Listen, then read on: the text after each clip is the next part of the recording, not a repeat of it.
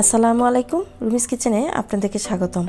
আশা করছি যে যেখানে আছেন ভালো আছেন, সুস্থ আছেন। আমার আজকের রেসিপি কলার পুডিং। নরম তুলতুলে পুডিং, ছোট বড় সবারই খুবই পছন্দের। মাত্র 4টি উপকরণ দিয়ে খুব কম সময়ের মধ্যে অনেকগুলো পুডিং আমি কিভাবে তৈরি করেছি সেটা আজকে শেয়ার করব আপনাদের সাথে। এখানে ক্যারামেল তৈরি করে নিব। এজন্য আমি একটি প্যানে হাফ কাপ চিনি নিয়েছি আর দিয়ে দিচ্ছি 1 চা চামচ পানি। চেষ্টা করব ক্যারামেল তৈরি করার সময় পানি দেওয়ার, এতে করে সময় নিয়ে ক্যারামেল তৈরি করতে পারবো আর ক্যারামেলের কালারটা নষ্ট হওয়ার ভয়ও থাকবে না। চারপাশটা এভাবে নেড়েচেড়ে দিলে ক্যারামেলের কালার চারপাশ থেকে আসবে। আর এই রকম লাইট কালার আসার সাথে সাথেই চুলাটা অফ করে দিয়ে আমি অনবরত নেড়েচেড়ে পারফেক্ট একটা ক্যারামেলের কালার নিয়ে আসব। আর যদি আপনারা পারফেক্ট কালার আসার পরে যদি চুলার আঁচটা নিভিয়ে দেন, সেক্ষেত্রে দেখা যাবে প্যানের গরমে কিন্তু কালারটা ডিপ হয়ে যাবে আর খেতেও কিন্তু খুবই খারাপ লাগবে, মানে ক্যারামেলটা পোড়া পোড়া হয়ে যাবে আর তখন আর পুডিংটা খেতে ভালো লাগবে না। তো ক্যারামেলটা চেষ্টা করবেন এইভাবেই একটু লাইট কালার আসার পরে চুলার আঁচটা বন্ধ করে অনবরত নাড়ার জন্য, আর পারফেক্ট একটা কালার চলে আসবে। এভাবে আমি কিন্তু এখন কাপের মধ্যে দিয়ে সেট করে নিয়েছি আর ওইটা একপাশে রেখে আমি এখন পুডিংয়ের মিশ্রণটা তৈরি করে নিব। আর পুডিংয়ের মিশ্রণ তৈরি করার জন্য আমি এখানে 3টি কলা নিয়েছি আর 2টো ডিম নিয়েছি, রুম টেম্পারেচারে থাকা 2টো ডিম। একটি ব্লেন্ডারের জারের মধ্যে আমি কলা, ডিম আর 3 টেবিল চামচ চিনি দিচ্ছি আর দিয়ে দিব লিকুইড দুধ। এখানে আমি হাফ কাপ লিকুইড দুধ নিয়েছি। এখন ব্লেন্ড করে নিব। আপনারা চাইলে কলার, ছোট কলার বদলে এখানে সাগর কলা মানে বড় কলাটাও নিতে পারেন। এখন একটি ছাঁকনিতে আমি ব্লেন্ড করার পরে ছেঁকে নিচ্ছি।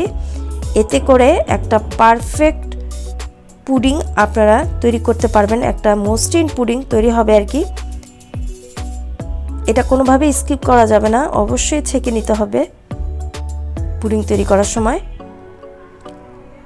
ছেঁকে নেওয়ার পরে আমি এখন কাপের মধ্যে ঢেলে নিচ্ছি।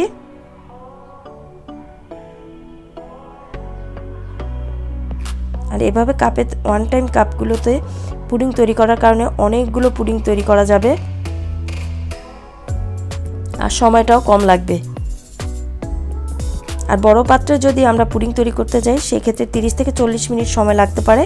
আর এই পুডিংটা আমি তৈরি করব মাত্র 15 মিনিটে। এখন আমি ফয়েল পেপার দিয়ে মুখটা আটকে দিব, এতে করে স্টিম করার সময় ভিতরে পানি যাবে না।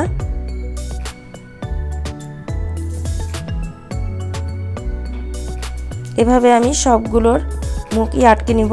আর যে পাত্রে আমি স্টিম করব সেই পাত্রে এখন নিয়ে নিব একটি স্ট্যান্ড নেওয়ার পরে আমি এই যে পুডিংটা বসিয়ে দিলাম আর সাইড থেকে আমি একদম গরম বলক আসা পানি আমি দিয়ে দিব।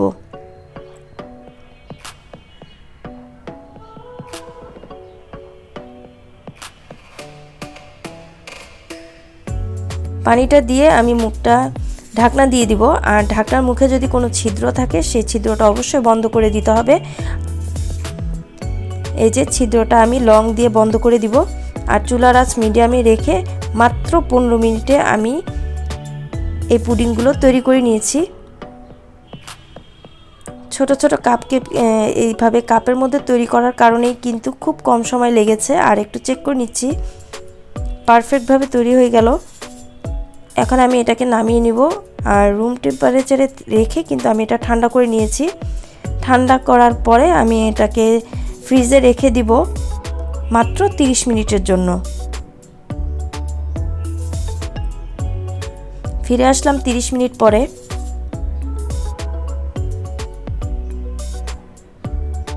পুরোপুরি সেট হয়ে গিয়েছে।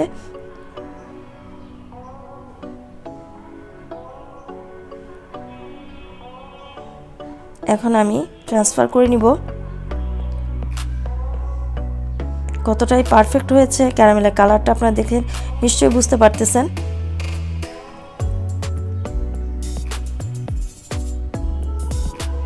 আশা করছি আমার আজকের এই কলার পুডিং রেসিপিটা ভালো লেগেছে, ভালো লেগে থাকলে ভিডিওটিতে একটা লাইক দিবেন এবং চ্যানেলটি সাবস্ক্রাইব করে পাশেই থাকবেন। ফ্রেন্ডস অ্যান্ড ফ্যামিলির সাথে শেয়ার করবেন।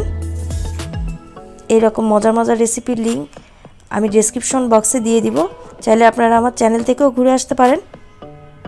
আবার দেখা হবে অন্য কোনো দিন নতুন নতুন রেসিপি নিয়ে। সে পর্যন্ত সবাই ভালো থাকবেন, সুস্থ থাকবেন। আজকের মতো বিদায় নিচ্ছি। আল্লাহ হাফেজ।